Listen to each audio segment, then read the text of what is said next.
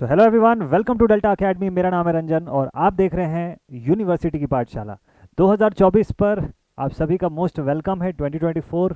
Very happy new year आप सभी के लिए रहे। ये पूरा साल जो है आई बिलीव कि एकदम मस्त तरीके का आपका बीते, एकदम अच्छा बीते। और जो जो गोल आपने अपना सेट करके रखा है, जो जो चीज़ें आपने सोचा है कि आप कंप्लीट करेंगे, वो सारा कुछ आप एकदम full on best energy level के साथ कंप्लीट कर सकें। तो चाहे चलिए आइए इसी गुड नोट पर हम लोग स्टार्ट करते हैं आज का ये सेशन। और प्रीवियस वीडियो अगर आप लोगों ने देख लिया है मैग्नेटिक सर्किट्स का, तो आज का ये जो वीडियो है इसमें क्या क्या होने वाला है मैं आपको जल्दी से बता दूं और इसे आप फटाफट से देख लीजिए। तो भाई आज के इस वीडियो में हम बात करेंगे about the numericals on magnetic circuits. अब हम न्यूमेरिकल पार्ट पे पहुंच चुके हैं। पिछली क्लास में हम लोगों ने कपल्ड मैग्नेटिक सर्किट्स को देखा हुआ था। कपल्ड मैग्नेटिक सर्किट्स का कुछ डेरिवेशन आपको मैं करवाया हुआ था। अब आज की क्लास में आपको मैं यहाँ से न्यूमेरिकल का पोर्शन जो है वो बताने जा रहा हूँ। तो एकदम मस्त से ध्यान से देखिएगा न्यूमेरिकल इस पे कितने प्रकार के बनते हैं, क्या क्या वैरायटीज़ होती हैं और उसको कैसे आपको डील करना है, वो सारा कुछ आपको बढ़िया से समझ में आना चाहिए। आने वाले दिनों पे विद इन नेक्स्ट 1 और 2 डेज आपको मैं लाइव क्लास के फॉर्मेट में प्रीवियस चैप्टर के क्वेश्चन भी करवाने वाला हूँ। जाकि पिछला जो चैप्टर्स आपने बनाया हुआ है अभी तक, उसको लेकर के क्वेश्चंस कैसे बनाएंगे, सर्किट कैसे सॉल्व होगा, एसी सर्किट्स कैसे सॉल्व करेंगे, वो थोड़ा बहुत बेसिक्स जो है वो आपको मैं लाइव क्लास में आपके लिए क्रिएट करके क्वेश्चन सॉल्विंग करवाऊंगा। तो आपको और बढ़िया तरीके से मजा आएगा। फिलहाल अभी मैग्नेटिक हम लोग पढ़ रहे थे, तो मैग्नेटिक के कंटिन्यूएशन में आपको मैं ये न्यूमेरिकल पोर्शन करवा देता हूँ जल्दी से। ठीक है, चलिए स्टार्ट करते हैं फिर ये न्यूमेरिकल का part. So the numerical on magnetic circuit, कुछ यूनिवर्सिटी के क्वेश्चंस देखेंगे और कुछ आपको सबसे पहले तो बेसिक्स में बता दूं कि इसको बनाना कैसे होता है। So the numerical on the magnetic circuits. Magnetic circuit पर अलग अलग तरीके के न्यूमेरिकल्स आते हैं और फिलहाल हम लोग वो न्यूमेरिकल्स देखने जा रहे हैं जो सबसे ज़्यादा कॉमन है और ज़्यादा मार्क्स होल्ड करते हैं आपके एग्जामिनेशन में। यानी कि अभी हम उन क्वेश्चंस की बात करने जा रहे हैं जिनका वेटेज जो होता है आपके पेपर में ऑलमोस्ट 7 मार्क्स से लेके 14 मार्क्स के बीच का होता है। 7 नंबर से 14 नंबर के बीच के क्वेश्चंस पेपर में आपके किस तरीके के दिखाई देते हैं, उनको समझने के लिए सबसे पहले तो देखिएगा वैरायटी क्या होती है। पहले टाइप्स देख लीजिए, किस टाइप के क्वेश्चंस होते हैं। तो उससे भी पहले आप थोड़ा सा बेसिक फार्मूला जो आपको पता होना चाहिए वो रिवाइज ज़रूर से कर लीजिएगा। तो बेसिक फॉर्मूले, कौन कौन से बेसिक फॉर्मूले आपको पता होना चाहिए जिससे कि आपसे न्यूमेरिकल बनाते बन जाएगा। न्यूमेरिकल सॉल्विंग के लिए आपको एटलीस्ट इतने फॉर्मूले पता होने चाहिए जो हम लोगों ने अलग अलग टॉपिक के भीतर पढ़ा हुआ है पिछले कुछ दिनों के अंदर। जैसे कि हम लोग स्टार्ट किए थे अबाउट द बेसिक नेम्स कि भाई फ्लक्स जो होता है फाई, ये क्या होता है, इसकी यूनिट क्या होती है, वेबर्स के फॉर्म में होती है। ठीक है, फिर फ्लक्स डेंसिटी की बात करें थे हम लोग, B is equals to flux per unit area, इस फॉर्म में इसको रिप्रेजेंट किए थे, है ना। और इसकी यूनिट हम लोग किसमें बताते हैं, टेस्ला में बताते हैं, या फिर इसको वेबर पर स्क्वायर मीटर के फॉर्म में भी बता सकते हैं। इसी से निकल के आता है कि एरिया कैसे निकालोगे। तो एरिया इज इक्वल्स टू, अगर कोई सर्कुलर पाथ हुआ तो आप इसका एरिया कैसे निकालोगे, pi D square by 4 for a circular path. आप इसी चीज़ को रेडियस के फॉर्म में भी निकाल सकते हो। ठीक है, तो पाई आर स्क्वायर बाई 2 वाला जो फॉर्मेट है उसमें भी आप सॉल्व कर सकते हो, या तो फिर आप डी स्क्वायर बाई 4 के फॉर्म में भी लिख सकते हो। फिर यहाँ से फंडामेंटल निकल के आता है कि एच कैसे फाइंड करेंगे फिर। तो H is equals to N I upon L जो है, ये इसमें इंपॉर्टेंट फार्मूला बनता है जिसके बेसिस पे अगर क्वेश्चन में नंबर ऑफ टर्न्स दिया, करंट दिया, एल लेंथ दिया हुआ है आपको कंडक्टर्स का, तो आप फाइंड कर सकते हैं। ठीक है, इसकी यूनिट क्या होती है, इसकी unit ampere turns per metre के फॉर्म में गिवन है या फिर एम्पियर पर मीटर के फॉर्म में गिवन रहती है आपको क्वेश्चन में। अब यहीं से सवाल उठता है कि अगर सर्कुलर पाथ है, पूरा दे दिया है कि कोई मटेरियल से सर्कुलर पाथ है क्रिएट किए हैं, तो बताइए उसका लेंथ कितना होगा। तो उसके लिए सर्कमफ्रेंस का फॉर्मूला आपको पुट करना आना चाहिए, जिससे कि अगला फॉर्मूला बनता है L is equals to pi into D. Again diameter के फॉर्म में ही मैं बता रहा हूँ आपको, रेडियस मतलब अगर रेडियस के फॉर्म में क्वेश्चन में गिवन होगा तो फिर डी बाई 2 करके आप इसको सॉल्व कर लीजिएगा। तो अगर रेडियस के फॉर्म में गिवन होगा तो two times of that radius कर लीजिएगा, तो उससे आपका डायमीटर का आ जाएगा for circular path, for circular path. ठीक है, इस तरीके से लेंथ भी आपका किस में रहेगा, मीटर्स में रहेगा।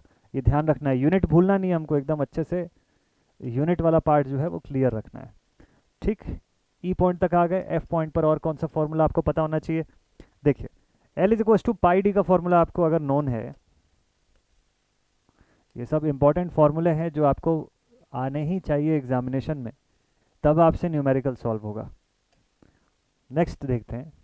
तो इसके बाद अगला जो पोर्शन था हमारा वो परमिएबिलिटी का था ना, तो परमिएबिलिटी का हम लोग एक्सप्रेशन लिखते हैं mu is equals to mu naught into mu R, जहाँ पे म्यू नॉट की वैल्यू बहुत इंपॉर्टेंट है, हर न्यूमेरिकल में जरूरत पड़ेगी आपको, almost 4 pi into 10⁻⁻⁷ henry per metre.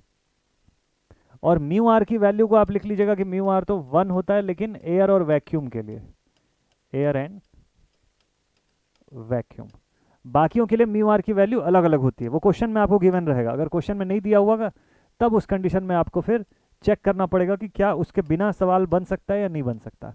ठीक है, so this is the value of mu, that is equal to mu naught into mu R, your permeability.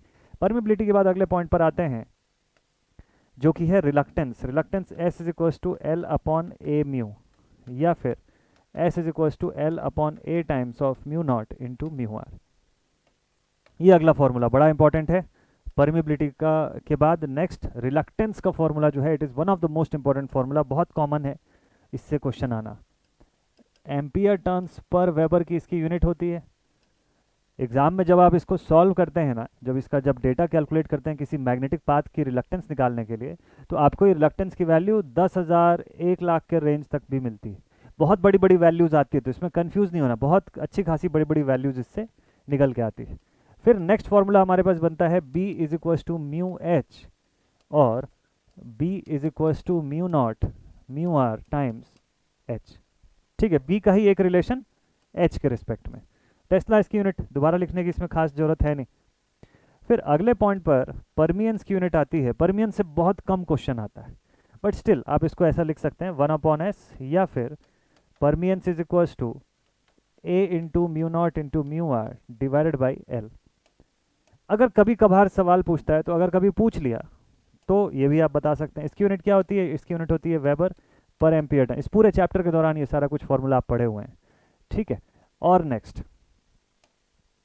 आई तक पहुंच गए, चलिए जे पर आते हैं। नेक्स्ट पर आप पढ़ते हैं फॉर्मूला किसका? मैग्नेटोमोटिव फोर्स का। एमएमएफ भी एक बहुत ही कॉमन चीज़ है जिससे क्वेश्चन बनता है। एमएफ का फॉर्मूला फाई एस, एमएफ का फॉर्मूला एन आई, एमएफ का फॉर्मूला एच एल। ये इतने फॉर्मूले आपको इसके आने चाहिए मैग्नेटोमोटिव फोर्स के लिए। इसकी यूनिट होती है एम्पियर टर्न्स। इस फॉर्म में इसका एक्सप्रेशन बनता है। ठीक है, एम्पियर टर्न्स के फॉर्म में। बाकी सबकी यूनिट लिखे हुए हैं हम लोग, एम्पियर टर्न्स पर वेबर इधर भी लिखा हुआ है, इसका हेनरी पर मीटर। ठीक है, बिल्कुल सही है। तो एमएफ की यूनिट जो है वो एमएफ का एक्सप्रेशन जो है वो फाई एस, एन आई या एच एल। क्वेश्चन में क्या डेटा दिया हुआ है उसके हिसाब से आप सॉल्व करेंगे।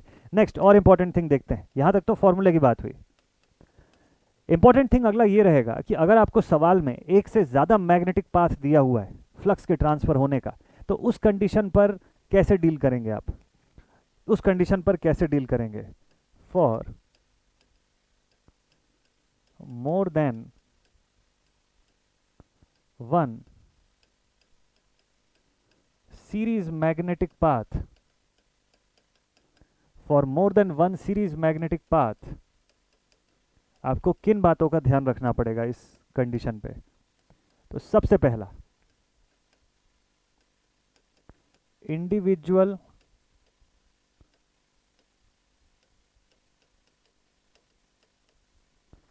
इसको ऐसा लिखेगा, summation of individual reluctance of each path will be equal to the total reluctance of circuit. पूरी सर्किट का टोटल रिलक्टेंस निकालना है, तो ये मत कर दीजिएगा कि टोटल लेंथ टोटल एरिया का यूज़ कर लिए, म्यू आर टोटल बना दिए, सब कुछ मिला के। मैं आपको एग्जांपल से बताऊंगा तो और अच्छा लगेगा।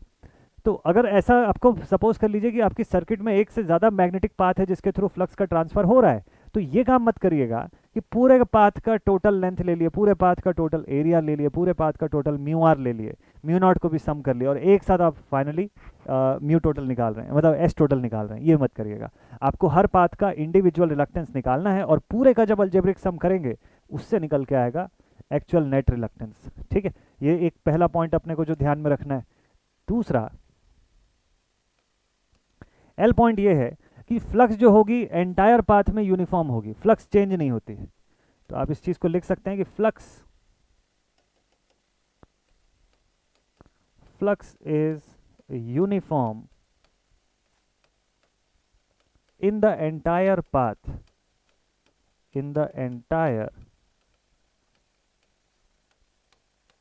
मैग्नेटिक पाथ, पूरे मैग्नेटिक पाथ में फ्लक्स यूनिफॉर्म है। तो ऐसा नहीं है कि अगर आधा रिंग जो है वो आयरन का बना हुआ है, बचा हुआ आधा रिंग जो है वो कॉपर का बना हुआ है, तो ऐसा नहीं होगा कि आयरन में फ्लक्स की वैल्यू 3 मिली वेबर है तो कॉपर में 4 मिली वेबर हो जाएगी या 2 मिली वेबर हो जाएगी, ऐसा नहीं होगा।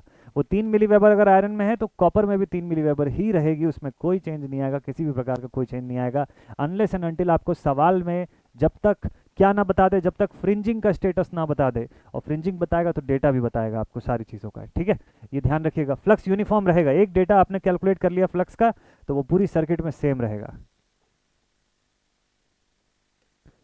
एक लास्ट पॉइंट और लिख लेते हैं कि the cross section area, the cross section area of flux transfer, the cross section area of flux transfer in series magnetic path, series magnetic path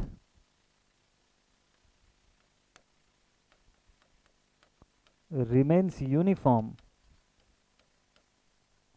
unless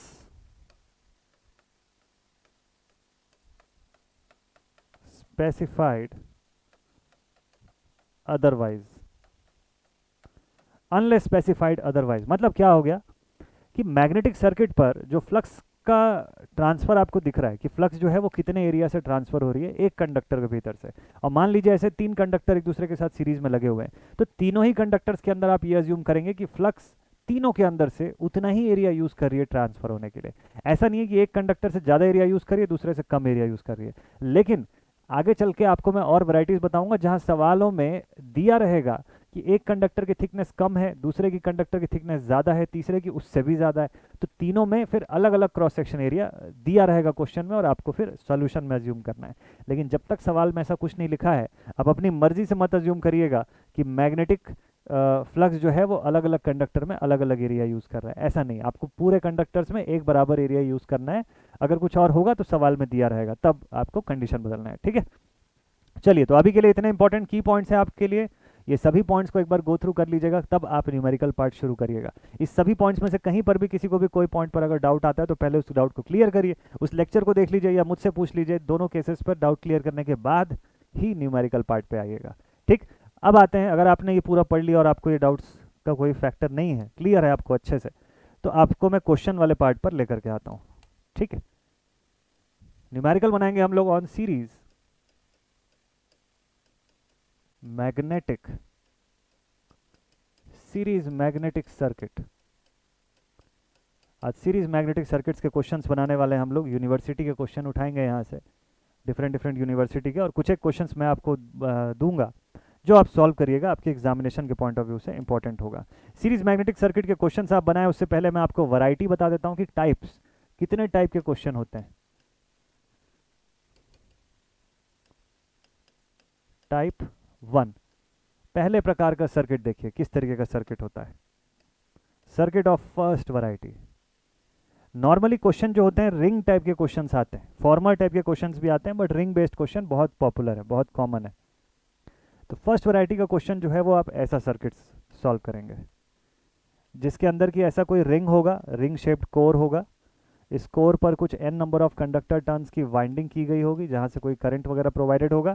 ये कोर जो है वो किसी एक ही मटेरियल का बना होगा, इसका मतलब कि रिलेटिव परमिबिलिटी जो है उस मटेरियल की वो बिल्कुल फिक्स है, कांस्टेंट है थ्रू आउट द सेक्शन। इसका क्रॉस सेक्शन एरिया सेम है और कंडक्टिंग पाथ भी एक ही है, एक ही कंडक्टिंग पाथ के लिए आपको सॉल्व करना है डेटा, ठीक है। So this is our type 1 question. Now type 2 पर आते हैं। टाइप 2 क्वेश्चन एयर गैप का यूज करेगा as a medium. Type 2 questions का जब क्वेश्चन आप बनाएंगे ना, तो आप देखेंगे कि यहां पर आपके मीडियम पर एयर गैप जो है वो इंट्रोड्यूस होना शुरू हो जाएगा। मतलब जो कोर रहेगा हमारा, इसका सेक्शन कहीं ना कहीं से कटा हुआ रहेगा, ऑलमोस्ट कुछ ऐसा। तो सारी चीजें वैसी रहेंगी जैसी टाइप 1 पर है, बस एक चीज़ नया हो जाएगा कि अब कंडक्टिंग मीडियम आपके पास एक से बढ़ के दो हो जाएगा। पाथ जो है अब दो अलग अलग पाथ दिखेंगे आपको। एक पाथ जो इस मेटल का पाथ है, अब ये चाहे जो भी मेटल हो, या आयरन हो या अगर कोई भी पैरामैग्नेटिक मेटल है, फेरोमैग्नेटिक जो भी मेटल है, एक पाथ वो हो जाएगा। और दूसरा पाथ जो है वो एयर गैप का हो जाएगा। यहाँ पे एयर या वैक्यूम होगा। एयर या वैक्यूम का पाथ जो है वो अवेलेबल रहेगा। तो इसकी म्यू आर की वैल्यू 1 लेके आपको सेपरेटली एक नया रिलक्टेंस कैलकुलेट करना पड़ेगा, एंड देन जब रिलक्टेंस निकालेंगे तो दो पाथ का मिला करके टोटल रिलक्टेंस आप निकालिएगा। ठीक है, दो पाथ का मिला करके आप टोटल रिलक्टेंस निकालेंगे। ठीक, तीसरे टाइप के क्वेश्चन पर आते हैं, टाइप 3। अच्छा, यही सारे वैरायटीज जो मैं आपको बता रहा हूँ, ये अभी रिंग के फॉर्म में बता रहा हूँ, इसी को फॉर्मर के फॉर्म में भी आप देखेंगे आगे चल के। तो थर्ड वैरायटी का जो क्वेश्चन है थोड़ा सा और डिफरेंट रहेगा इन सबसे।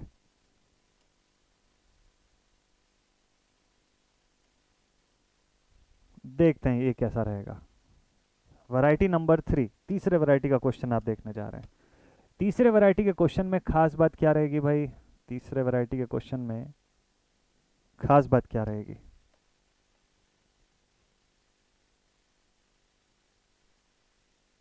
ठीक है, चलिए देखते हैं। तो थर्ड वैरायटी के क्वेश्चन में हो सकता है कि कुछ ऐसा गिवन रहे आपको।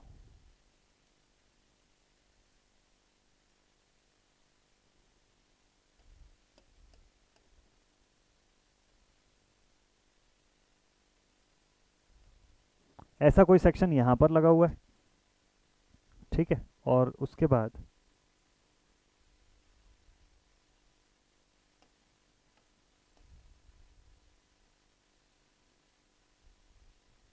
नेक्स्ट यहाँ से आप देखेंगे कि ये वाला पोर्शन पूरा कट ऑफ रहेगा।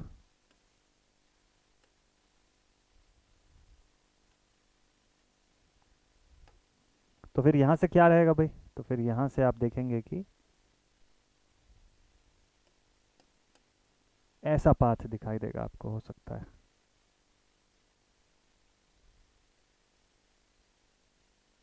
इस तरीके का पाथ। तो आप हैरान हो जाएंगे कि ये क्या, किस तरीके का, कैसी सर्किट ये बनी हुई है ना यहाँ पे।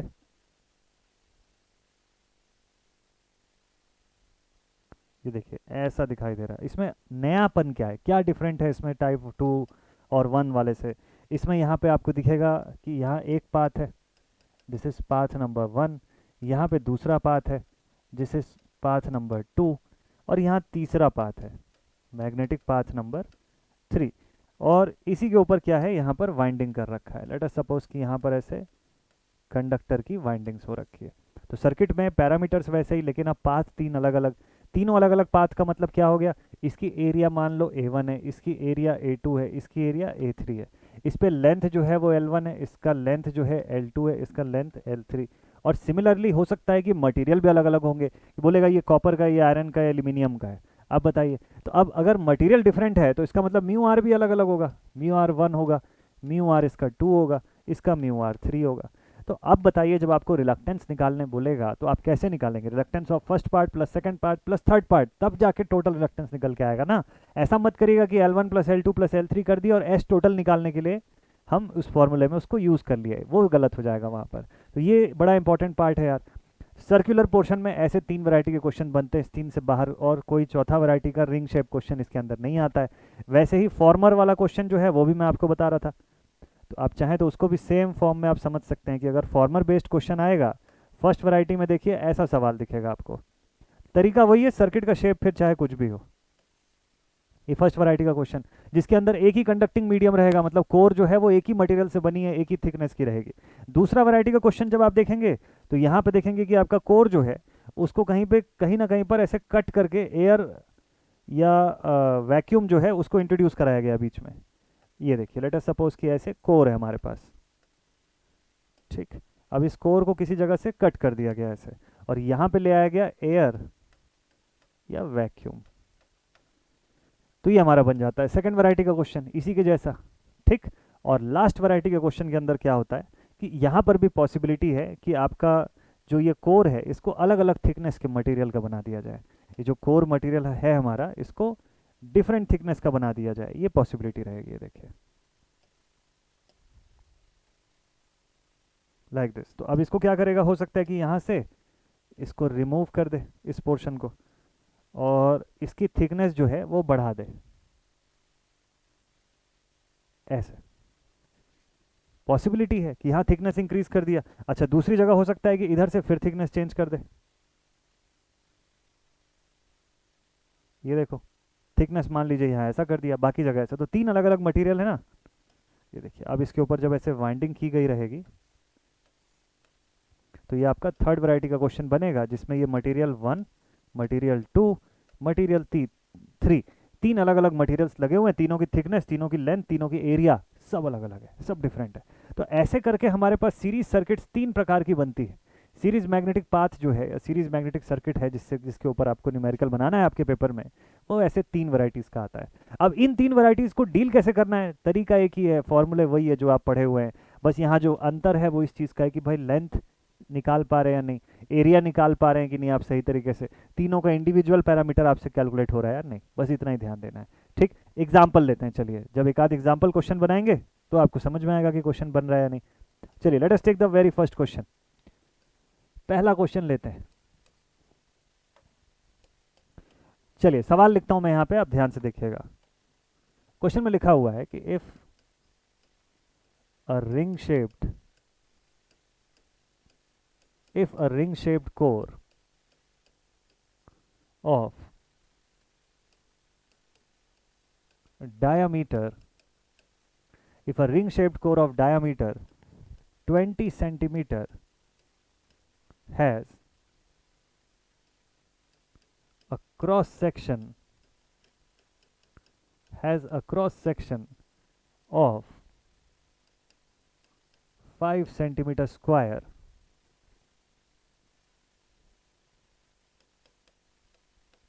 then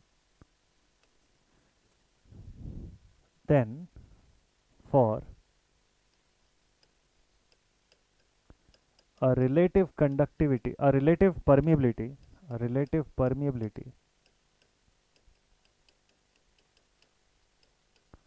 of 600,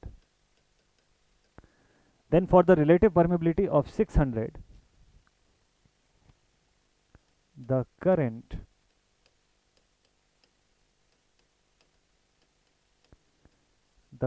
flowing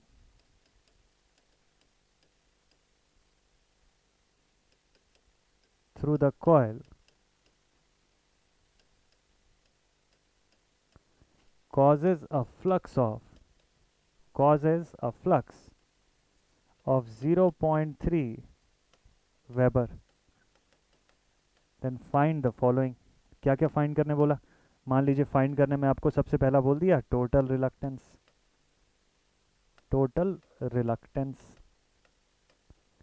फिर दूसरे पॉइंट पे मान लीजिए आपको बोलता है टोटल रिलक्टेंस के बाद कि इसका मैग्नेटोमोटिव फोर्स भी बता दो कि कितना है ना, मैग्नेटोमोटिव फोर्स बोल दिया। फिर तीसरे में आपको बोल दिया कि सप्लाई करंट इन द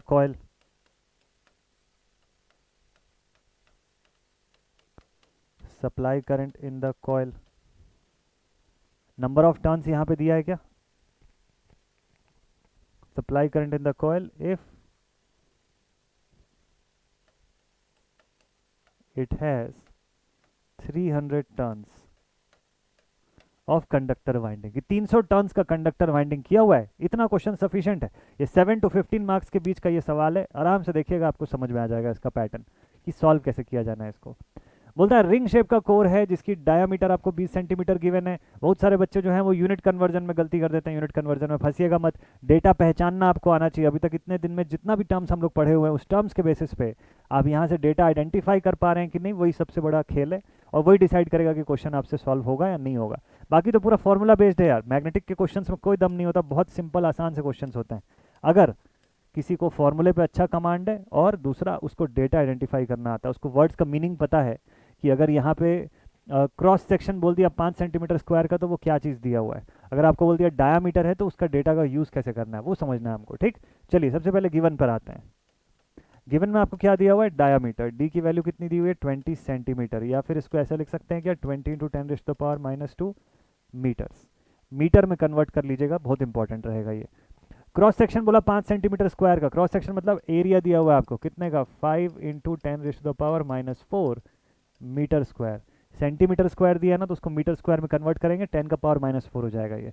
चलिए और आगे देखते हैं क्या दिया हुआ है। रिलेटिव परमेबिलिटी म्यू आर दिया हुआ है। क्या दिया हुआ है आपको, रिलेटिव परमेबिलिटी म्यू आर। उस मटेरियल का रिलेटिव परमेबिलिटी है 600, उस मटेरियल की रिलेटिव परमेबिलिटी जो है दैट इज 600। ठीक, the current flowing through the coil causes a flux of 0.3 weber. Now find flux कितने का बन रहा है, 0.3 वेबर का, 0.3 वेबर्स का। इतना ही डेटा आपके पास है। अब क्या पूछता है, उसमें से फर्स्ट पॉइंट से शुरू करते हैं सॉल्व करना। First point is about the reluctance. पहला पॉइंट है रिलक्टेंस का। फॉर्मूला आप सब जानते हैं रिलक्टेंस का। क्या फॉर्मूला यूज करना है आपको, S is equals to L/A/μ0/μr।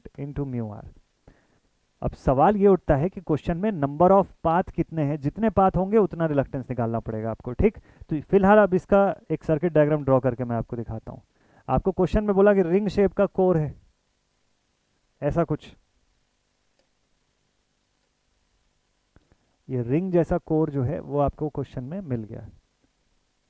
ठीक है, और इस पर आप ऐसे कंडक्टर वाइंडिंग्स जो है वो क्रिएट कर लीजिए पूरी। इस पर आप कंडक्टर वाइंडिंग ऐसे क्रिएट कर लीजिए with the supply current I। ठीक है, ऐसा क्वेश्चन आपको दिया हुआ है। अब इस सवाल के अंदर आपको डायामीटर दिया हुआ है, यहां से यहां तक इस कोर का टोटल डायामीटर दिया हुआ है कितना, D की वैल्यू जो है वो 20 सेंटीमीटर की। फिर आपको क्वेश्चन में और क्या दिया, इस सवाल के अंदर आपको एरिया भी दे दिया है, ये वाला एरिया। ठीक है, इसको आप लिखिए एरिया की वैल्यू 5 × 10⁻⁻⁴ मीटर स्क्वायर का एरिया ऑफ क्रॉस सेक्शन दिया सवाल का। ठीक है, और क्या दिया आपको, रिलेटिव परमेबिलिटी दिया है 600। तो क्वेश्चन समझ में आ गया ना। तो नंबर ऑफ मीडियम कितने हैं यहाँ पे, कोई एयर गैप नहीं है, कोई अदर मीडियम नहीं है, तो नंबर ऑफ मीडियम कितना हो गया, एक ही मीडियम है यहाँ पे जो आपका कोर है एक्चुअल का। तो अब आपको इसके लिए लेंथ चाहिए, लेंथ कैसे निकालेंगे सोचिए। फॉर्मूला हम लोगों के पास लिखा हुआ है, length is equal to π/d। ये लिखना है क्या, चलिए ठीक है। तो ये सरकमफ्रेंस के फॉर्म में निकालना है, डी आपको क्वेश्चन में दे रखा है, बना दीजिए इससे। π/d की वैल्यू कितनी, 20 × 10⁻⁻²। ये किस में आएगा, ये मीटर्स में आएगा। तो लेंथ की वैल्यू इसमें आपको मीटर में मिल जाएगी। इसको कन्वर्ट करके यहीं कहीं सॉल्व कर लेते हैं। Now what about area, area given है ऑलरेडी, तो एरिया की वैल्यू है 5 सेंटीमीटर स्क्वायर। ठीक, म्यू नॉट की वैल्यू 4π × 10⁻⁷। ठीक है, और म्यू आर की वैल्यू जो है वो कितनी है, वो क्वेश्चन में 600 गिवन है। मैं भी कैलसी उठा लेता हूँ और फटाफट से सॉल्व कर लेता हूँ आप लोगों के साथ। कैलसी उठा लिया मैंने और इसको कर देते हैं तुरंत के तुरंत सॉल्व करते हैं। चलिए देखते हैं। So this is pi into 20 × 10⁻⁻²। ये डेटा मेरे पास देखिए आ गया 0.628 मीटर्स। 3 डेसिमल प्लेस जरूर से यूज करिएगा, नहीं तो डेटा में बड़ा चेंज आएगा जब रिलक्टेंस निकालेंगे। तो एरिया है अपने पास, चलो एरिया भी है, म्यू नॉट म्यू आर सब चीज़ है। तो रिलक्टेंस के फॉर्मूले में वैल्यू पुट कर दें, तो ऐसे लिखते हैं इसको कि S is equal to L मतलब 0.628 upon A mu, L divided by A mu. A कितना, 5 सेंटीमीटर स्क्वायर ना, 5 × 10⁻⁻4 इंटू 4π × 10⁻⁻7। ठीक है, इंटू 600 हो जाएगा। चलिए सॉल्व करते हैं, देखते हैं क्या वैल्यू आती है। एक साथ पूरे को डेटा को पुट करिएगा क्वेश्चन में, फ्रैक्शन के फॉर्म में कैलसी को रखिएगा। 0.628 डिवाइडेड बाई ब्रैकेट में 5 × 10⁻, जैसा मैंने लिखा है यहाँ पे ऐसे ही पुट कर दीजिए आप, -4 इंटू 4π × 10⁻⁻7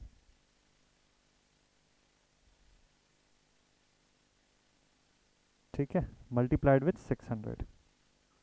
इस पूरे को आप सॉल्व करेंगे तो आपके पास एस टोटल की वैल्यू आएगी, मतलब सर्किट का टोटल रिलक्टेंस जो है वो आ रहा है इससे 1665821.737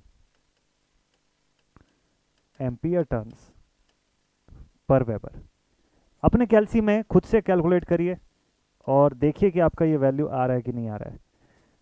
तो जब आपको जैसे जिस पॉइंट पे फॉर्मूला और ये जो टेक्निक है ये समझ में आ जाता है ना, उस पॉइंट पर वीडियो को पॉज करके आप लोग खुद से बनाइएगा। जब तक खुद से नहीं बनाएंगे कॉन्फिडेंस नहीं आएगा। मैं यहाँ पे बोर्ड में कितना भी बना दूँ, आपकी कॉपी में वीडियो को रोक के खुद से बनाना ही फाइनल सोल्यूशन है जिससे कि बनेगा आपसे, जिससे कॉन्फिडेंस आएगा आपको पेपर में बनाने का। नहीं तो अगर आप सिर्फ ये वीडियो देख रहे हैं और अभी आपके हाथ में कॉपी पेन कैलकुलेटर नहीं है और आप अभी नहीं बना रहे हैं, तो ये यकीन मानिएगा देखने में तो बहुत आसान लगेगा, ये सब आपको लगेगा कि ये सब तुरंत बन जाएगा। जब बनाने बैठेंगे तो एक एक छोटे छोटे पॉइंट पर डाउट आने लग जाएगा। तो ये ना हो, तो कोशिश करिए कि आप वीडियो अगर देख रहे हैं तो जरूर से इसको सॉल्व करिएगा, उसी मोमेंट पे सॉल्व करना ज़रूरी है। ज़्यादा नहीं, एक दो क्वेश्चन बना लीजिए, आपको प्रैक्टिस हो जाएगा, बनने लग जाएगा क्वेश्चन। ठीक है, तो फर्स्ट डेटा कंप्लीटेड, पहला पार्ट कंप्लीट हो गया। अब नेक्स्ट पे पूछता है आपको टोटल मैग्नेटोमोटिव फोर्स। तो क्वेश्चन का सेकंड पार्ट है मैग्नेटोमोटिव फोर्स। फॉर्मूला क्या है हमारे पास? तीन फॉर्मूला है, फाई एस, एन आई, एच एल। कौन सा फॉर्मूला यूज़ करें? तीनों का तीनों फॉर्मूला अपनी अपनी जगह पे सही है, लेकिन क्वेश्चन में दिए हुए डेटा के हिसाब से ही आपको फॉर्मूला चूज़ करना है कि किस फॉर्मूले से बेस्ट सूटेबल तरीके से आसानी से आंसर आएगा। तो भाई गिवन क्वेश्चन में एस टोटल निकाल चुके हैं हम लोग और फाई सवाल के अंदर दिया है। अगर मैं एन आई निकालने जाऊँ तो नंबर ऑफ टर्न्स जो है क्वेश्चन में दिया है, लेकिन आई नहीं दिया हुआ, आई अननोन है। एच एल से निकालने जाऊँ तो again an I upon L आ जाएगा बीच में। तो इसलिए सबसे बेस्ट थिंग है कि हम फाई एस से सॉल्व करें इसको। ठीक, सो वी कैन से कि therefore M M F is equal to, phi कितना है? 0.3 वेबर है क्या? फाई 0.3 वेबर है, okay. 0.3 multiplied with 1665821.737 multiplied with this value. ठीक है, 1665821.737 इंटू 0.3। तो मैग्नेटोमोटिव फोर्स की वैल्यू जो है, मैग्नेटोमोटिव फोर्स की जो वैल्यू आई मेरे पास, वो आई है 499,746.521 एम्पियर टन्स। अब आप देखेंगे कि सारी चीज़ें एकदम फार्मूला बेस्ड ही हैं। ये सब चीज़ें एकदम डायरेक्ट कैलकुलेट होकर के आ रही है। बस आपको फार्मूला सही तरीके से पता होना चाहिए और कब क्या अप्लाई करना है वो रेडी होना चाहिए आपके माइंड में, बस इतना ही आपको पता है। चलिए थर्ड पॉइंट पर आते हैं, जल्दी से देखें तो तीसरे पॉइंट पर क्या पूछता है क्वेश्चन में। क्वेश्चन का थर्ड पॉइंट बोलता है कि आप फाइंड करिए द सप्लाई करंट। देखिए यहाँ पे लिखा हुआ है कि find the value of supply current in coil if it has 300 turns. अगर 300 टर्न्स है कॉइल में तो बताइए सप्लाई करंट कितना होगा। लिख लेते हैं, यहाँ पर पूछा हुआ है सप्लाई करंट। आसान है, कैसे फाइंड करेंगे? नंबर ऑफ टर्न्स भी दे रखा है ना, 300 टर्न्स है, तो मैग्नेटोमोटिव फोर्स के फॉर्मूले से आप इक्वेट कर दो इसको। आपको पता है कि मैग्नेटोमोटिव फोर्स होता है एन आई के बराबर। एन कितना दिया? 300 दिया। सो देयरफॉर आप लिखेंगे current I is equals to magnetomotive force divided by 300। चलिए देखते हैं कितना आंसर आता है। तो मैग्नेटोमोटिव फोर्स की वैल्यू है 499,746.521 डिवाइडेड बाई 300। आपका आंसर आ गया 1665 एम्पियर। ऑब्वियसली अगर मैग्नेटोमोटिव फोर्स एम्पियर टर्न्स में उतना आ रहा है तो एम्पियर तो इतनी आएगी ही। ये आ गया आपका लास्ट आंसर और इसी के साथ आपका क्वेश्चन होता है कंप्लीट। इसी के साथ आपका सवाल जो है वो एकदम मस्त तरीके से आराम से कंप्लीट होता है। पूरा का पूरा क्वेश्चन और उसका सोल्यूशन आपके सामने, ये पूरा सवाल और पूरा सोल्यूशन आप देख सकते हैं। आपको किसी भी मोमेंट पर, किसी भी पॉइंट पर आपको कहीं डिफिकल्ट नहीं दिखेगा ये क्वेश्चन। क्यों? क्योंकि एकदम स्टेप बाय स्टेप हम लोगों ने सॉल्व किया ना, पूरा सीक्वेंस बना बनाया, एकदम फिक्स है सीक्वेंस, उसमें कहीं पे कोई गलती कर ही नहीं सकते आप। तो आपको अगर फॉर्मूले का अच्छा कमांड है, फॉर्मूले के ऊपर आपको पता है। दूसरा, अगर आप डेटा आइडेंटिफाई कर पा रहे हैं कि क्वेश्चन में दिया क्या क्या था, जैसे ये सब डेटा मैंने आइडेंटिफाई किया कि भाई सवाल में क्या क्या दिया हुआ था हमको, कि जो डायामीटर दिया हुआ है, एरिया दिया है क्रॉस सेक्शन का, म्यू आर दिया हुआ है, फाई दिया हुआ है, ये अगर हम आइडेंटिफाई कर सकते हैं तो फिर फॉर्मूले में पुट करना बड़ी बात नहीं है, इसको तो तुरंत के तुरंत आप पुट कर लोगे। ये सब फॉर्मूला बना के आप सीधे इसका आंसर लिख सकते हैं, बन जाएगा आप सभी से इस टाइप का क्वेश्चन। टाइप 1 का फर्स्ट वैरायटी का क्वेश्चन था ये एक। ठीक, और वैरायटी का क्वेश्चन देखते हैं। चलिए और एक वैरायटी का क्वेश्चन आपको दिखाता हूँ, ठीक है, और एक वैरायटी का क्वेश्चन जो है वो देखते हैं। Let us take the second question, question number 2। Question number 2 पर आते हैं। अब इस क्वेश्चन में बोलता है कि if a ring shaped core of diameter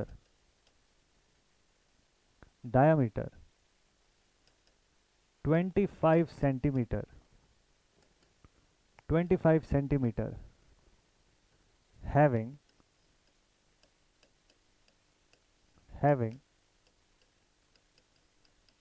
thickness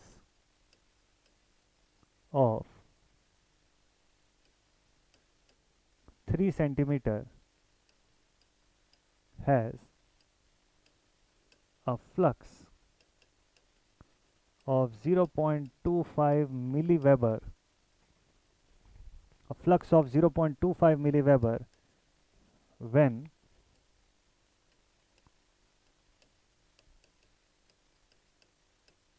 the current of 4 ampere is provided. Now assuming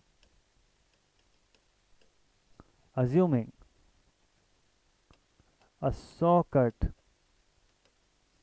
of 0.4 mm in the core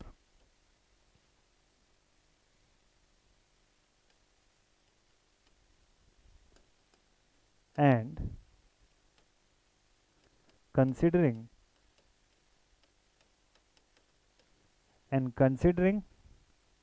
mu r of core as 500, find the following। क्या क्या फाइंड करने बोल रहा है? तो फर्स्ट पॉइंट पे आपको बोलता है रिलक्टेंस,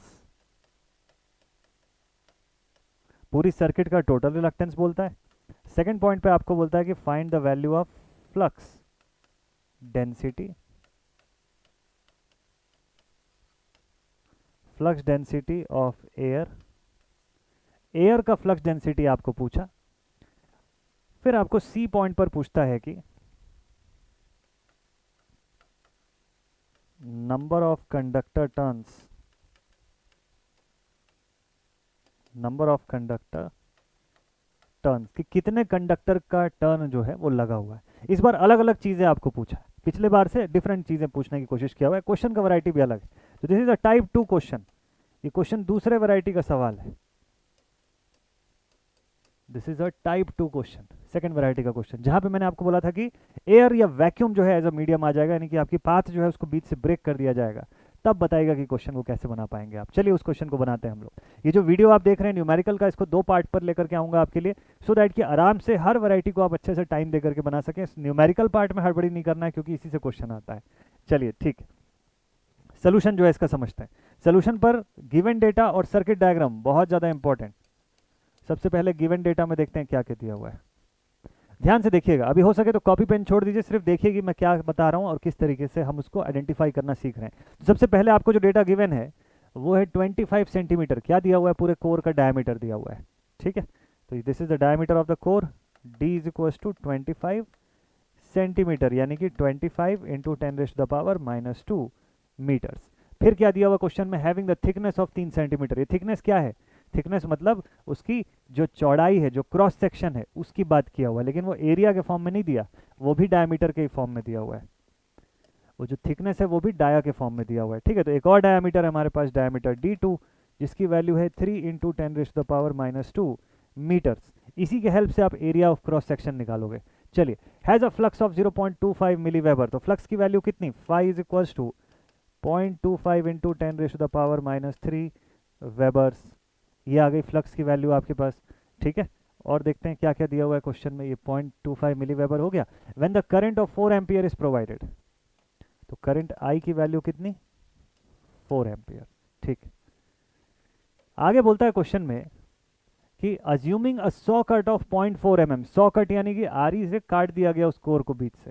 जैसे अगर सपोज कर लीजिए ये कोर होगा, तो इसको बीच से कट कर दिया गया, कितने का, 0.4 mm का कट जो है इसमें से अलग कर दो, अब बचा हुआ कोर हिस्सा है। तो आपको 100 कट यानी लेंथ ऑफ गैप दिया हुआ है, कि गैप कितनी लंबाई का है वो बता दिया क्वेश्चन में। Length of gap 0.4 into 10⁻³ metres, mm में दिया है, मैंने मीटर में कन्वर्ट कर लिया। चलिए ठीक है। In the core and considering the mu R of the core as 500, मतलब रिलेटिव परमेबिलिटी जो है कोर का उसको 500 मानते हुए आपको सिंप्लीफाई करना है, पूरे क्वेश्चन को सॉल्व करना है।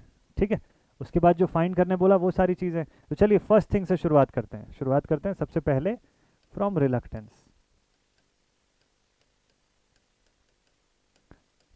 लेकिन रिलक्टेंस भी मैं निकालूं उससे पहले मैं आपको थोड़ा सा सर्किट एक बार दिखा देता हूं कि कैसी बन रही होगी, ताकि आपका इमेजिनेशन जो है सर्किट के लिए वो बनना शुरू हो जाए, वो बिल्डअप हो जाए प्रॉपर। चलिए देखते हैं, ये जो सर्किट है ये ऐसी दिखनी चाहिए। तो आपको सवाल में जो सर्किट के बारे में बोला हुआ है ना, वो सर्किट ऐसी दिख रही होगी अभी। ठीक, देखिए इस सर्किट में भी क्या क्या डेटा गिवन है वो देख लेते हैं। इस सर्किट में आपको सबसे पहले ये टोटल डायमीटर गिवन है, यही है वो 25 सेंटीमीटर का डायमीटर D1। फिर उसके बाद एक 100 कट का एरिया है, ये 100 कट जो है ये 0.4 mm का है, यहाँ से यहाँ तक का एरिया, लेंथ है, मतलब एरिया नहीं है, लेंथ है।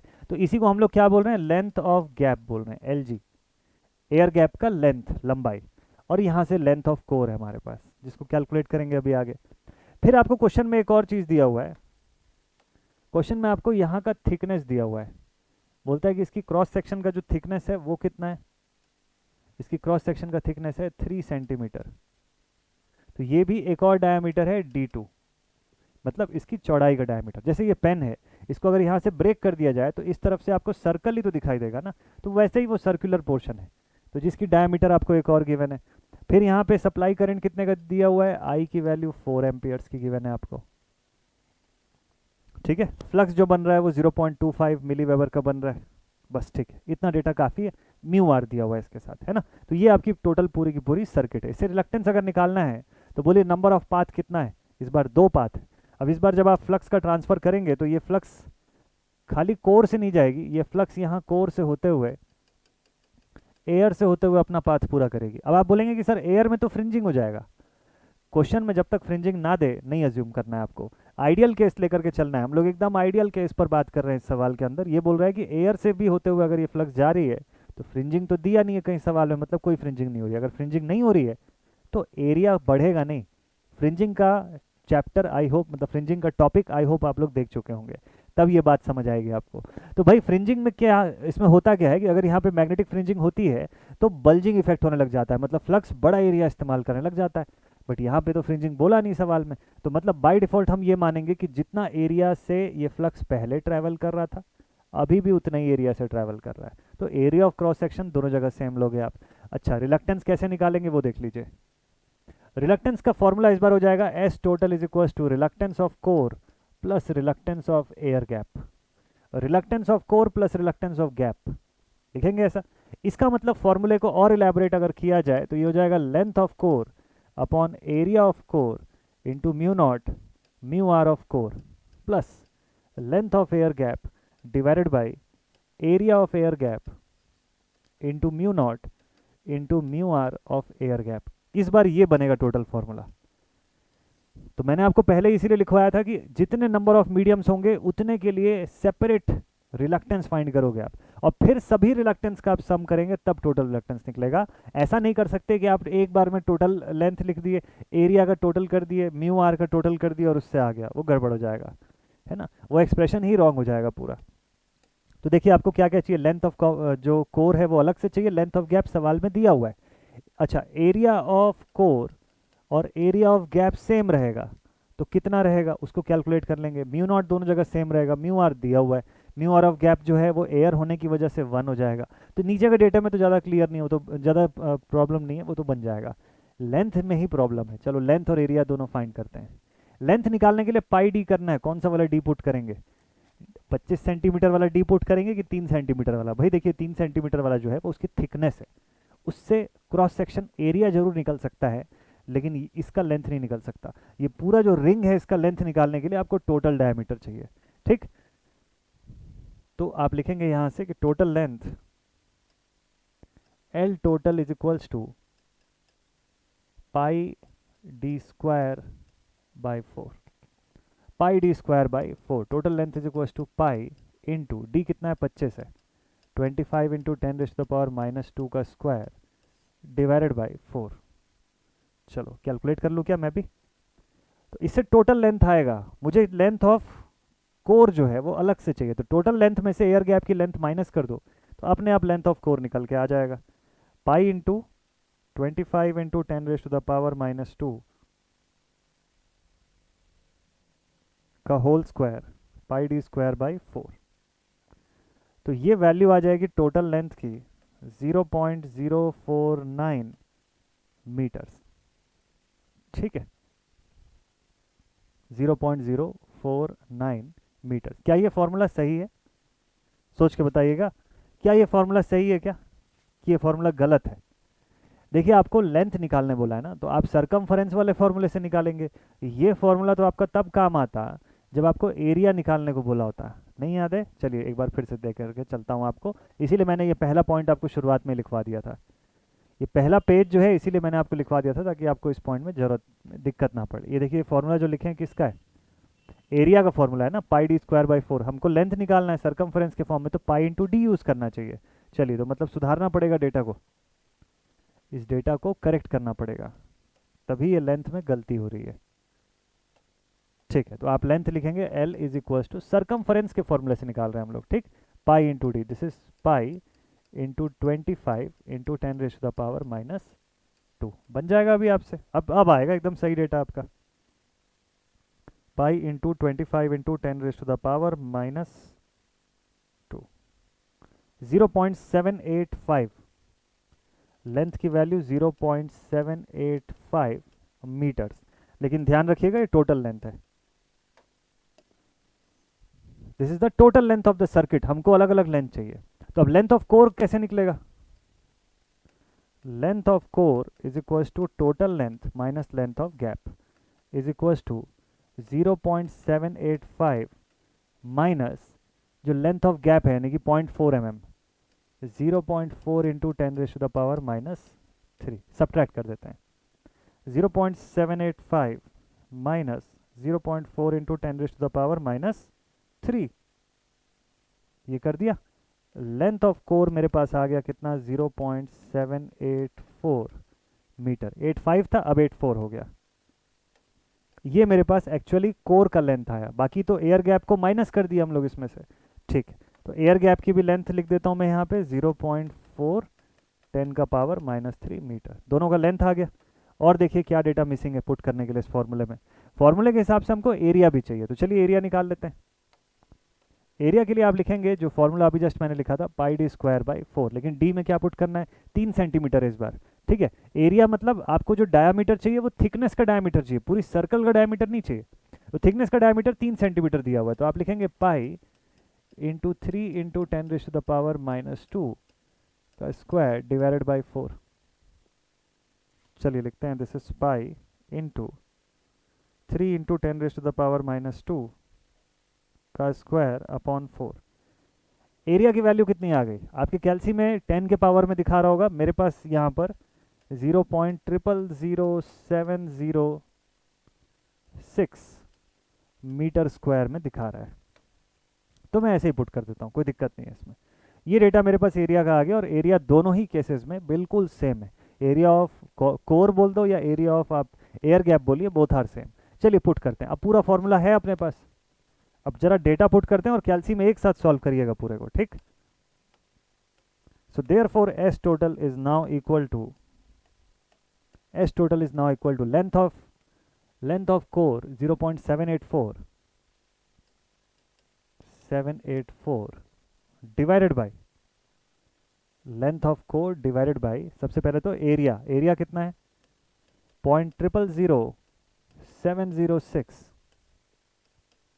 इंटू एरिया हो गया। म्यू नॉट कितना पुट करेंगे आप? 4 pi into 10⁻⁻7 again multiplied with आप इसमें क्या पुट करेंगे तीसरे पॉइंट पर, म्यू आर, रिलेटिव परमेबिलिटी ना, रिलेटिव परमेबिलिटी कितना दिया हुआ है क्वेश्चन का, क्वेश्चन में देखिए रिलेटिव परमेबिलिटी ऑफ कोर जो है वो 500 दिया हुआ है, तो इसको पुट कर लेते हैं यहाँ पर into 500, again plus air gap जो है उसका लेंथ कितना है 0.4 mm, 10 का power -3, this value, this whole value divided by area तो अभी भी सेम है 0.0000706, म्यू नॉट यहाँ पे भी उतना ही होगा, म्यू नॉट की वैल्यू फिक्स है, आप चाहें तो इसको कॉमन ले सकते हैं 4 पाई 10⁻⁻⁷, और relative permeability of air gap जो होती है ये तो 1 होती है ना, एयर या वैक्यूम के केस में म्यू आर की वैल्यू इज इक्वल टू 1। इतना डेटा जो है इसको कैल्सी में एक बार में पुट करिएगा। चलिए तो कैल्सी में सबसे पहले तो मैं काम करता हूँ, कॉमन में एरिया भी कॉमन है, म्यू नॉट भी कॉमन है, बाहर निकाल लो दोनों को, तो आप इसको लिखिएगा 0.000706 मल्टीप्लाइड विथ 4 पाई इंटू 10⁻⁻⁷, बाहर निकाल लिया मैंने, ठीक है। अब इससे मल्टीप्लाई करते हैं, तो 0.784 अपॉन 500, अंदर लिखूंगा उसके बाद प्लस 0.4, एक सेकेंड, प्लस फ्रैक्शन में 0.4 इंटू 10⁻⁻³ डिवाइडेड बाई 1, ठीक, और ब्रैकेट क्लोज। ये प्रॉपर फ्रैक्शन में लगा करके आप सॉल्व करिएगा, जैसा मैंने लिखा है वैसा लिख सकते हैं, या फिर आपको जो जो चीज़ें कॉमन दिख रही है उसको 1 अपॉन के फॉर्म में कॉमन निकाल लीजिए, अलग लिखिए और फिर डिवाइड इसको मल्टीप्लाई कर दीजिए बचे हुए इक्वेशन से। तो आपके पास एस टोटल की वैल्यू कितनी आनी चाहिए, आप सबका आंसर आई होप अभी तक आ गया होगा, मैं भी लिख देता हूँ। So our S total should be 2218250, 2218250.198 ampere turns per weber. Reluctance निकालना आपको आना ही चाहिए क्योंकि वो हर क्वेश्चन में पूछेगा आपको। आप अपने बुक्स से कोई भी क्वेश्चन आप बनाइए, किताबें जो भी आपके टीचर्स रिकमेंड किए होंगे उनके बेसिस पे आप कोई भी क्वेश्चन, आप सहदेव चतुर्वेदी से बनाइए, आप जैन की किताब से बनाइए, BL थरेजा की किताब से बनाइए, आपको बहुत वैरायटी के क्वेश्चन मिल जाएंगे। तरीका एक ही है सॉल्व करने का, यही बेसिक्स वाले मेथड जो हैं ये हर सवाल के ऊपर लागू होंगे। बस किसी में, जैसे पिछले क्वेश्चन में मैंने नंबर ऑफ टर्न्स दिया था, इस सवाल में मैंने आपको आई देके नंबर ऑफ टर्न पूछ लिया, बस इतना ही चेंजेस करता रहता है क्वेश्चन के अंदर, ठीक। तो आप बना करके देखिए, आपको रिलक्टेंस ऑलमोस्ट सभी क्वेश्चन में जरूरत पड़ेगी। तो ये रिलक्टेंस का आंसर आ गया। अब नेक्स्ट अगले पार्ट पर चलते हैं। इसके क्वेश्चन के सेकंड पार्ट में क्या पूछा है, देखिए क्वेश्चन के सेकंड पार्ट में बोलता है कि flux density of air find करना है, flux density of air. So flux density of air, air की फ्लक्स डेंसिटी मतलब B of air, that is flux per unit area. Area किसका यूज करोगे, एयर का यूज करोगे। फ्लक्स पूरे question में सेम रहता है, फ्लक्स की वैल्यू पूरे सर्किट में कितनी दी हुई है 0.25 into 10⁻⁻3, so this is 0.25 10⁻⁻3 divided by area of air gap. Area कितना है 0.000706 मीटर स्क्वायर। अगर सपोज कर लीजिए आप थर्ड टाइप का क्वेश्चन बना रहे होते जहाँ पे लेंथ और एरिया सब सेक्शंस की अलग अलग होती, तब एरिया के लिए स्पेसिफिकली आप उसी जगह का लेते जहाँ का पूछा है क्वेश्चन में, बट यहाँ ऐसा कोई चक्कर नहीं है, एरिया दोनों जगह सेम है, तो आप सीधे पुट करेंगे 0.25 इंटू 10⁻⁻3 अपॉन 0.000706। ये आंसर आ गया फ्लक्स डेंसिटी का 0.354 Tesla. So the value of flux density B is 0.354 है टेस्ला। तो एक और क्वेश्चन बन गया आपका, एक और क्वेश्चन का पोर्शन कंप्लीट इसी के साथ। और लास्ट में क्या पूछता है, आखिरी में देखें क्या पूछा है, number of conductor turns. Magnetomotive force के फॉर्मूले से बना सकते हैं क्या इसको, चलिए इसको भी बना देते हैं। क्वेश्चन का थर्ड पॉइंट बोलता है कि number of turns, number of conductor turns, ठीक है। चलिए देखते हैं नंबर ऑफ टर्न्स n, तो हमको पता है कि magnetomotive force MMF is equals to NI होता है, so therefore n is equals to magnetomotive force divided by supply current. तो उसके लिए पहले मैग्नेटोमोटिव फोर्स तो चाहिए ना, तो MF के लिए क्या लिखोगे आप, phi s लिख लो डिवाइडेड बाय I कर लो, अब तो निकल आएगा। एस की वैल्यू है हमारे पास, फाई की वैल्यू भी है क्वेश्चन में, चलिए पुट करते हैं। फाई की वैल्यू है 0.25 into 10⁻³ this value multiplied with, एक मिनट, हाँ तो ये value multiplied with reluctance, reluctance कितना है देखिए यहाँ पे रिलक्टेंस निकालें हम लोग, इसी को पुट कर दें 2218250.198 डिवाइडेड बाई करंट, करंट कितना दिया है क्वेश्चन के अंदर, देखिए क्वेश्चन में करंट आपको दिया है 4 एम्पियर का, डिवाइडेड बाई 4 कर दीजिए। तो मैग्नेटोमोटिव फोर्स था हमारे पास, मैग्नेटोमोटिव फोर्स इन दोनों की हेल्प से निकाल लिए, आई था हमारे पास पहले से, तो हमारा फाइनल आंसर जो नंबर ऑफ टर्न्स का आया है वो आ गया 138.64 टर्न्स। अब बताइए कोई टर्न को 0.64 कैसे लिया जा सकता है। अगर आप लपेटेंगे तार तो या तो एक पूरा फुल टर्न लपेटेंगे या उसको ज़ीरो कर देंगे सीधे, आधा टर्न या 0.64 का टर्न थोड़ी ना होता है। तो मतलब आंसर को ऐसे नहीं छोड़ सकते हो आप। 138 टर्न तो कर ही दिए और अगला वाला जो है शुरू कर दिए, 139th टर्न जो है वायर लेके निकल गए घर से, लेकिन पूरा नहीं कर पाए उसको, तो उसको आप वैसे कंप्लीट कर दीजिएगा, उसको घुमा ही दीजिएगा फाइनली, रोकिएगा मत रास्ते में, कोई उसमें टकरा के गिर जाएगा उस वायर में, ठीक है। तो n is equal to 139 turns बोलिएगा, इसको 138.64 मत बोलिएगा, एग्जाम में जब लिखेंगे तो आंसर में ये लिख दीजिएगा, ऊपर इसको शो करिएगा कि आंसर इतना आ रहा है, इसको अप्रोक्सीमेट करके इतना लिख दीजिएगा कि 139 number of turn, full turn complete turn लिखना जरूरी है, ऐसे तार को रास्ते में खुला नहीं छोड़ते हैं। चलिए ठीक है, डन, क्वेश्चन कंप्लीट हो गया इसी के साथ। तो आई होप कि ये सब मेथड जो हैं आपको प्रॉपर अच्छे से क्लियर हुए होंगे। आपको एक आध यूनिवर्सिटी के क्वेश्चंस मैं दिखा देता हूँ जल्दी से। चलिए यहाँ पे AQ पटना का 2021 का एक पेपर है मेरे पास, वहीं से एक आध क्वेश्चन उठाते हैं। देखिए यहाँ पर एक क्वेश्चन दिया हुआ है कितने नंबर का, यहाँ पर एक सवाल जो है A पॉइंट का क्वेश्चन जो है छोटा सा दिया हुआ है, चलिए इसी को बनाते हैं। ये देखिए ये वाला क्वेश्चन, क्वेश्चन नंबर 4 लिखता है आयरन रिंग 8 सेंटीमीटर का mean diameter is made up of round iron diameter 1 centimeter and permeability of 900 has an air gap of 2 mm wide. It consists of a winding with इतना number of turns carrying a current of इतना. Determine the mm. चलिए इसको question को ही solve करते हैं सीधे, इसको पढ़ने का काम बोर्ड पर ही करते हैं सीधे, इसको फिर सॉल्व करते हैं। छोटा सा क्वेश्चन है, आराम से बनाएंगे इसको, ठीक है। चलिए इस क्वेश्चन को लेकर के आ गए हम लोग बोर्ड पर, एक सेकेंड इसको हटाते हैं यहाँ से, इधर कॉपी करते हैं। हाँ जी, तो आपको जब मैं ये नोट्स सेंड करूँगा तो उस नोट्स के साथ ये सवाल भी आ जाएगा आपके पास। ध्यान से देखिएगा इस क्वेश्चन को, क्या आप लोग अकेले अभी बना सकते हैं क्या बिना मेरे बताए? बिल्कुल बना सकते हैं, ट्राई तो करिए, श्योरली बनेगा। आपको बोलता है आयरन का रिंग 8 सेंटीमीटर का मीन डायमीटर है, 8 सेंटीमीटर का उस रिंग का ओवरऑल डायमीटर आपको दे रखा है क्वेश्चन में, कितना दिया हुआ है 8 सेंटीमीटर। चलिए पहले डायग्राम ड्रॉ करेंगे फिर कहानी समझ में आ जाएगी कि बोल क्या रहा है। ऐसा रिंग है, ठीक, तो आपको यहाँ से यहाँ तक का टोटल डायामीटर या मीन डायामीटर जो है वो गिवन है, कितने का, ये डायामीटर है 8 सेंटीमीटर का, समझ गए हम लोग बात को, ठीक है। Is made up of a round iron diameter 1 centimetre. अब ये जो एक और डायामीटर दिया वो कहाँ का दिया, वो आपको थिकनेस दिया बेसिकली, यहाँ का इस पोर्शन के अंदर का थिकनेस दे रखा है, यहाँ से यहाँ तक का थिकनेस कितना दिया है, ये भी 1 सेंटीमीटर का दिया है, ठीक है।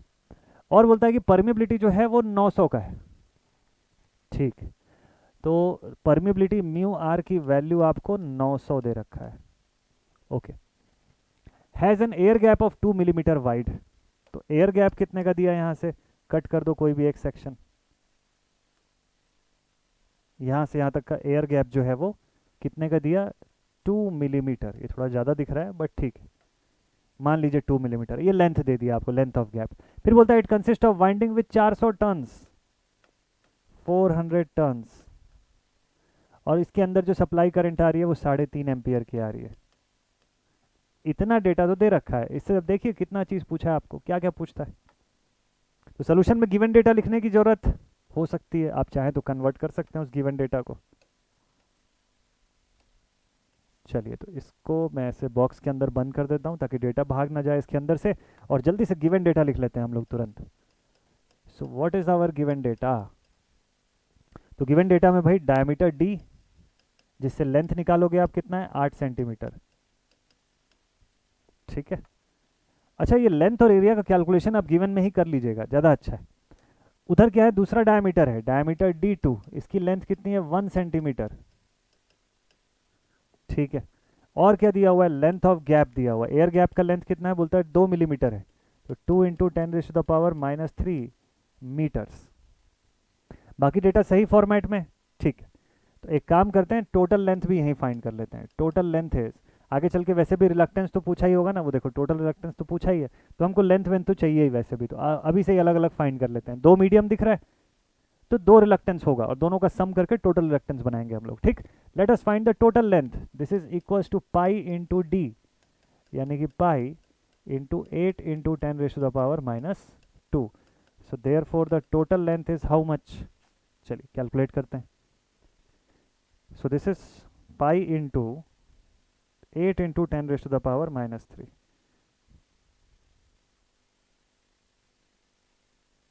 पाई डी 0.0251 मीटर्स। ये आ गया मेरे पास कि भाई टोटल लेंथ जो है पूरी रिंग का इतना है। अब इसमें से 2 मिलीमीटर माइनस कर दूंगा तो कोर की लेंथ भी आ जाएगी, या जिसको आयरन की लेंथ हम लोग बोल रहे हैं। Length of iron is equals to 0.0251 minus 2 × 10⁻³ ठीक।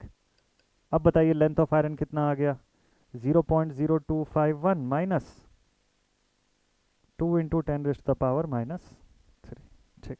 तो ये वैल्यू मेरे पास आ गई 0.0231 मीटर्स। ये किसकी value I, length of iron की वैल्यू आ गई।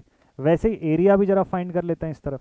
लेंथ और एरिया का ही मेन खेल है पूरा, अगर ये आप निकाल पा रहे हैं ना किसी क्वेश्चन में, तो अपने आप बाकी का डेटा आपसे बन जाएगा, बाकी में कोई टेंशन नहीं होगी आपको। दिक्कत बस इसी में है कि आप लेंथ और एरिया निकाल लीजिए। चलिए एरिया ऑफ आयरन फाइंड करते हैं। एरिया कैसे निकालेंगे हम लोग, पाई डी स्क्वायर बाई 4, तो यानी कि पाई, डायमीटर कितना होगा, एरिया के लिए कौन सा डायमीटर यूज करेंगे, थिकनेस का डायमीटर यूज करेंगे।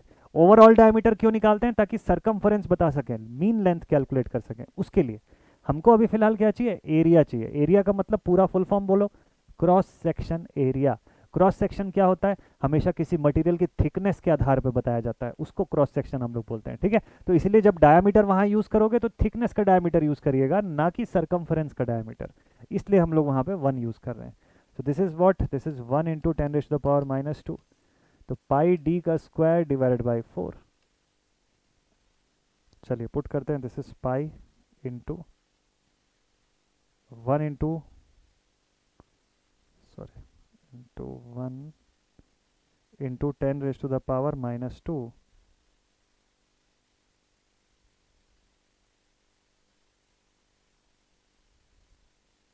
का स्क्वायर अपॉन 4। तो देखिए ये वैल्यू भी मेरे पास कितनी आ गई, एरिया ऑफ आयरन जितना होगा उतना ही एरिया ऑफ गैप होगा, क्योंकि सवाल में कहीं पे भी ये नहीं बोला फ्रिंजिंग है, सवाल पे कहीं पे भी ये नहीं बोला कि फ्रिंजिंग है। तो क्वेश्चन में आ गया मेरे पास 0.4 बार 0, फिर 785 1 2 3 4, ठीक है 785 मीटर स्क्वायर। ये किसकी वैल्यू, एरिया की वैल्यू। किसका एरिया, आयरन का और गैप का, दोनों का एरिया आ गया अपने पास। ठीक है। चलिए लेंथ और एरिया आ गया ना, अब यहाँ से शुरुआत करते हैं अपने आंसर्स लाने का। अब बैक टू बैक जल्दी जल्दी आंसर्स पे आते हैं। फर्स्ट पॉइंट, पहले रिलक्टेंस निकाल लेते हैं, फिर मैग्नेटोमोटिव फोर्स पे आएंगे। क्वेश्चन के सीक्वेंस पे जाना जरूरी नहीं है, आप अपने हिसाब से अपना सीक्वेंस बना सकते हो। मैग्नेटोमोटिव फोर्स पूछा, उसके लिए वैसे भी रिलक्टेंस चाहिए आपको, है ना। और वैसे रिलक्टेंस के बिना भी आप बता सकते हो एन आई करके, एन दिया हुआ है, आई दिया हुआ है, M F is equal to N I होता है, 400 इंटू 3.5 कर दीजिए, वैसे भी आ जाएगा। तो चलिए आप चाहें तो उसको भी पहले बना सकते हैं, कोई दिक्कत नहीं है। अगर ये डेटा नहीं दिया होता तो रिलक्टेंस निकालना मजबूरी होती, तो जिस सीक्वेंस से पूछा बना देते हैं, कोई दिक्कत नहीं। Let us start with magnetomotive force. तो हमको पता है कि एम एफ बराबर एन आई होता है, M M F is equals to N I. So this is equals to 400 into 3.5, बन गया ये तो यहीं पर 400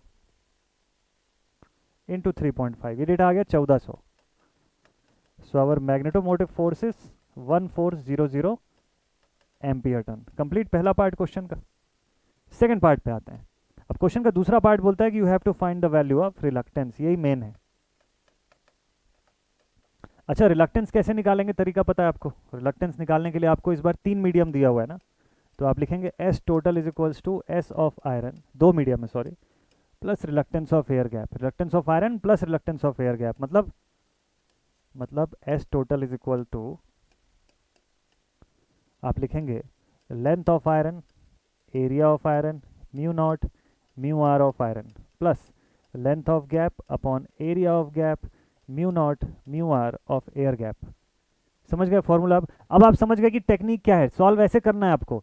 मैक्सिमम टाइम बच्चे क्या गलती कर देते हैं पता है, कि वो लेंथ का टोटल कर देंगे, एरिया का टोटल कर देंगे, म्यू आर का टोटल कर देंगे, और ऐसे लिख देंगे कि S total is equals to total length upon total area into mu naught total into mu R total. ये तरीका गलत है, ऐसा मत सॉल्व करिएगा, मिस्टेक हो जाएगा इससे आपका आंसर जो है वो गलत ही आएगा. कोइंसिडेंटली एक आध बार कभी सही आया तो है, अदरवाइज मैक्सिमम केसेस में वो रॉन्ग आंसर देगा. वो तरीका ही गलत है असल में. ठीक है, क्योंकि आपको दोनों की म्यू नॉट और दोनों की म्यू आर अलग अलग कंसिडर करनी है ना, दोनों मटेरियली डिफरेंट है, तो उसको कैसे आप ऐसे जोड़ सकते हैं. खैर चलिए, तो अब आपके पास पूरा डेटा अवेलेबल है, पुट कर दीजिए. आप लिखेंगे S total is equal to, इस बार कॉमन निकाल लेते हैं, एरिया और म्यू नॉट को कॉमन निकाल देता हूं मैं.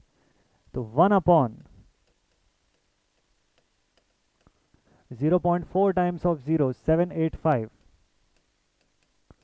Into 4 pi into 10⁻⁻⁷. ठीक है, एरिया और म्यू नॉट को कॉमन निकाल दिया. अब अंदर क्या लिखना चाहिए हमको, अब अंदर लिखना चाहिए लेंथ ऑफ आयरन. आयरन का लेंथ कितना है, आयरन का लेंथ है 0.0231, 0.0231 डिवाइडेड बाय इसकी रिलेटिव परमेबिलिटी. रिलेटिव परमेबिलिटी कितनी गिवन है क्वेश्चन के अंदर, 600 है या क्या है, 900 है. ओके सॉरी, तो डिवाइडेड बाय 600 की जगह ये 900 हो जाएगा, 900.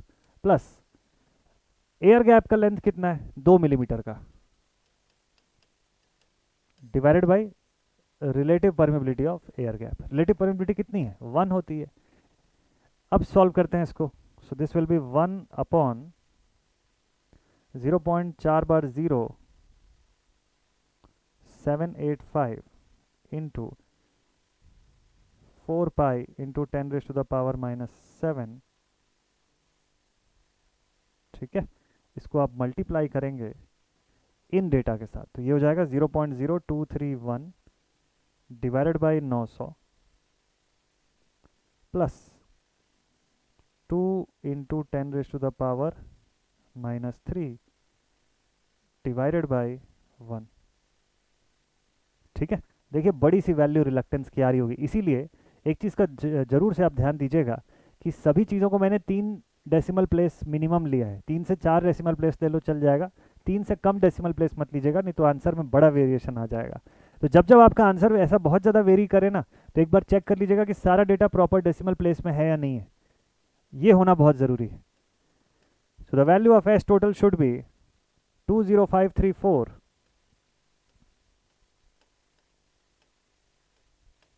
704.6532 एम्पियर टर्न्स पर वेबर. एक एक पॉइंट बाय पॉइंट आप देख लीजिएगा कि कहीं पे कुछ चेंजेस तो नहीं आ रहा है.